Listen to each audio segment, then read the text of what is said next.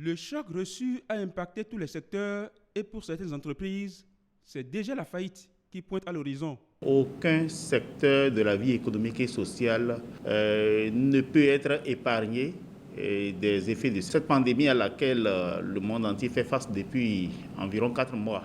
Le Bénin a une économie qui est beaucoup plus axée sur les services et surtout le secteur informel. Tous les secteurs vont nécessairement subir d'une manière ou d'une autre les effets de cette pandémie puisque nous sommes dans une approche véritablement systémique où tous les secteurs sont pratiquement liés. Bien qu'aucune mesure de confinement n'ait été imposée, les activités économiques sont affectées par les effets de la pandémie.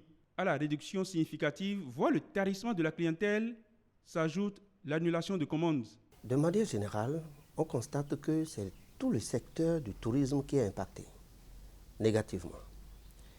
Le transport est impacté, les hôtels sont impactés, les restaurants, les guides touristiques, les agences de voyage, même les artistes plasticiens.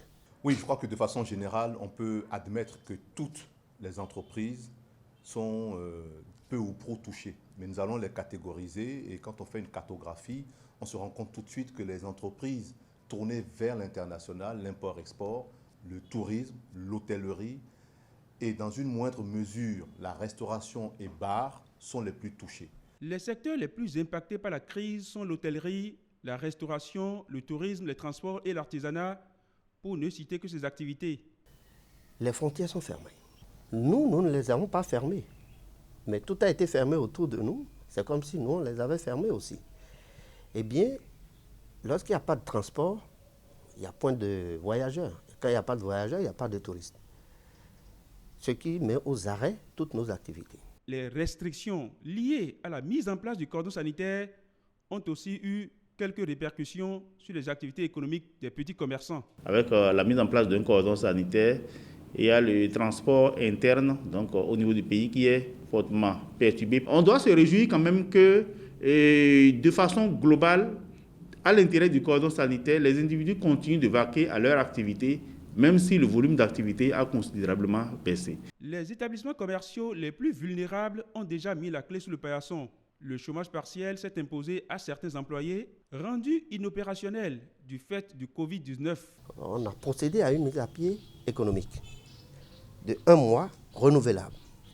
Mais cela nous contraint à payer un minimum du tiers du salaire à tout le monde. Nous sommes allés un peu au-delà. Parce que pour les petits gagnants, le tiers ne suffira même pas pour payer le loyer. Et donc nous sommes allés à 60% de leur salaire. L'économie nationale ne pourra passer le cap du Covid-19 que si conjointement aux mesures sanitaires prises dans le cadre de la riposte, d'autres initiatives le sont aussi pour assurer la survie des entreprises en activité. Je me dois à la vérité de remercier la promptitude et la sérénité avec laquelle le gouvernement a pris à cœur cette lutte contre la pandémie. Nous avons vu que sur le plan de la prise en charge des malades, de la prévention de la propagation du virus, je peux dire champion. Nous avons craint pour la suite, parce que si les personnes humaines ont été infectées, il est clair que les entreprises auront été affectées. Et donc, nous soupçonnions que les entreprises soient des laissés pour compte alors qu'elles payent au plus fort le prix de cette lutte. Et c'est la raison pour laquelle la Fédération des hôteliers du Bénin, de tourisme et hôtellerie, a anticipé et fait un certain nombre de propositions au sein d'un mémorandum que la CONEB a porté. Et à partir de ce moment-là, c'est vrai qu'il y avait des mesures d'urgence. J'ai même compris que le ministère des Affaires sociales a pris pratiquement 80% de ce qui est contenu dans ce mémorandum et c'est d'où notre satisfecit. Plusieurs mesures d'accompagnement sont envisagées pour soutenir le secteur privé et les couches sociales les plus vulnérables. C'est un travail qui se fait avec tact et minutie, a déclaré le ministre de l'Économie et des Finances, interrogé sur les antennes de la télévision nationale. Quelle est la réponse que le gouvernement donne aux personnes qui sont touchées durement dans leur quotidien par cette crise? Vous savez, nous travaillons avec Munici. Le chef de l'État a instruit chacun de nous pour que nous identifions, nous recensons et nous chiffrions les impacts de cette crise sur la vie de chacune des catégories de nos populations.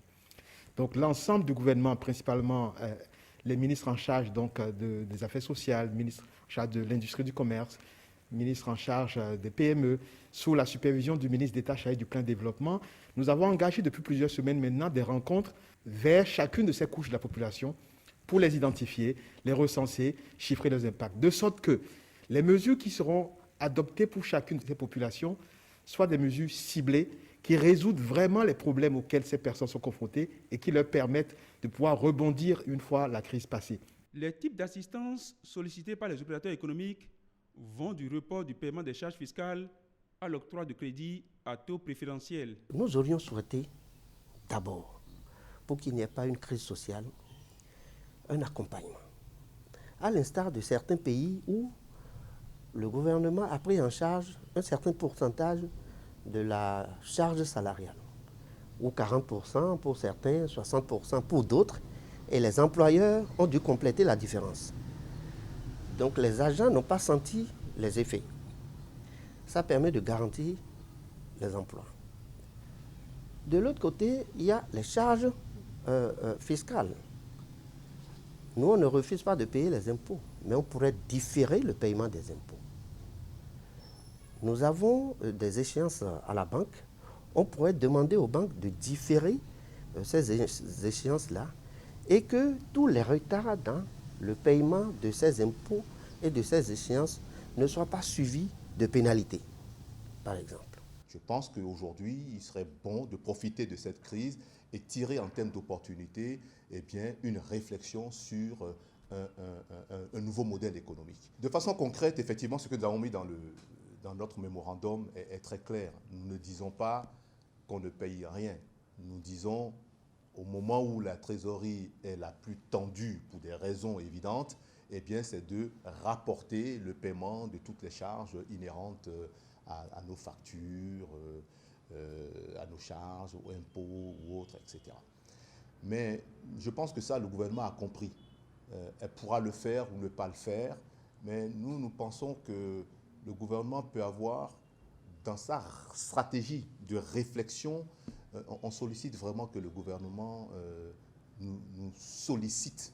Nous devrions pouvoir, parce que bénéficiaires de tous ces efforts du gouvernement, nous devons pouvoir partager la réflexion, la stratégie avec le gouvernement à tous les niveaux et apporter des réponses idoines. Les acteurs du secteur privé les plus durement touchés par la crise ont désormais leur regard tourné vers l'État.